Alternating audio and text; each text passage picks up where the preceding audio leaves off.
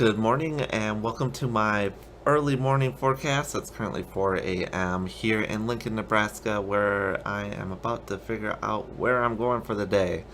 But yeah, we got a complicated mess weather-wise across much of the United States, especially in the Central Plains region where most people that I know are set up.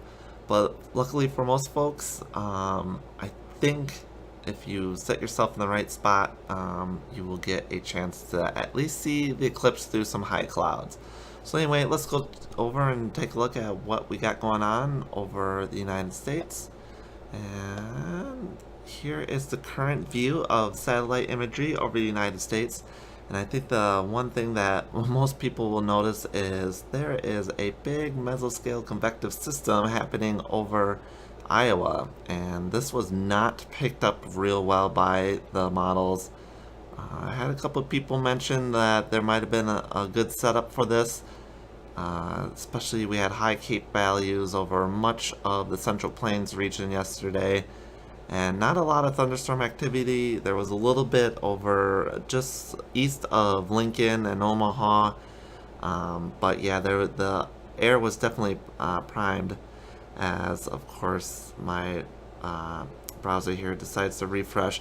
Let's just take a look at the radar so you can actually get a look at what I'm talking about, and you can see a lot of showers and thunderstorms over Iowa right now, kind of moving slowly towards the east.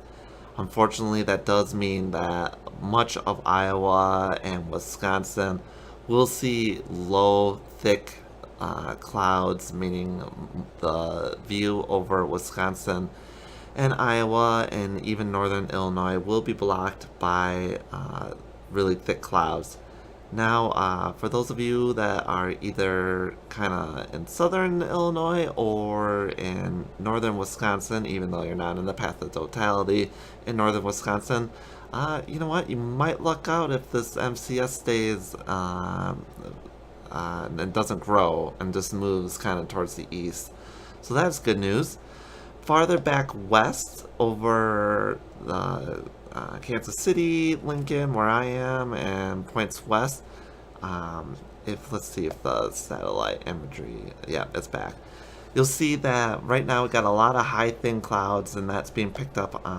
You can see, especially down here, if we look at the low level water moisture, that there's a lot of high thin clouds kind of moving into the region.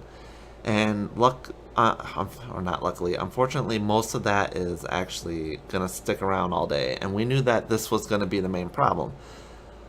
However, we'll see, especially with this MCS, if we look at, let's see, what band is that?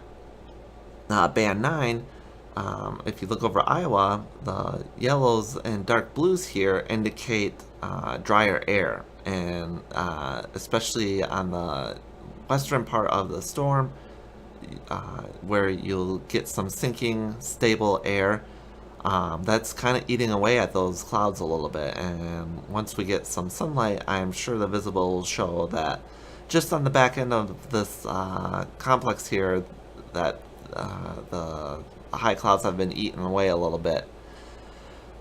But here's what complicates things. There are definitely showers and thunderstorms over Kansas right now that you can see popping up that will be kind of approaching the Kansas City area. So folks who are currently in Kansas City or in the St. Louis region, yeah, that's problematic. We'll see what those clouds do and where they end up. Actually, I think most models that I was seeing had these showers and thunderstorms kind of going a little bit farther north in the east. We'll see if that's the case. Beyond that, here over Nebraska where I am, logic would kind of dictate to actually maybe stay put for a little bit. Like I was talking about earlier, we got sinking stable air behind this MCS over Iowa that might clear out some of the high clouds. And then if we even look farther west, oh, I guess I can't on this view, but maybe you'll get a better notion here at the bottom panel. Over New Mexico, Colorado, and Oklahoma, you can kind of see that there are definitely low level moisture and high clouds, thicker high clouds that are moving kind of into the region. So, whether or not it's a good idea to go all the way west, which was kind of what I was thinking last night, is that I would have to end up almost in Colorado, or if maybe sticking closer to Lincoln and maybe just figuring out once daybreak happens what's happening with this MCS. Luckily, I think regardless of the fact I don't have to go all the way to western Nebraska to play this one out, because I think those conditions will be almost exactly the same, or yeah, as here in southern Nebraska. Anyway, that is my forecast for now. Let's just take a close look at the HRRR. I have it centered over right now Nebraska. Let's see, let's go to 11 a.m. Or sorry, that's 16Z. And well, first of all, I will point out that HRRR also having a hard time with some of these clouds. It's not picking up the MCS real well over Iowa. I mean, it is picking it up. It's overdoing the clouds here in western Nebraska a little bit. They definitely are not seeing 100% sky club or over western part of Nebraska right now.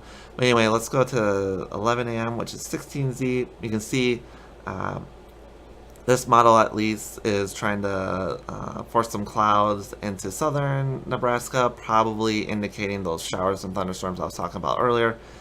Over to the north part between Omaha and Kansas City, definitely do believe there will be clouds in between Kansas City and Omaha, but the question is whether or not those are high-level clouds or low-level clouds.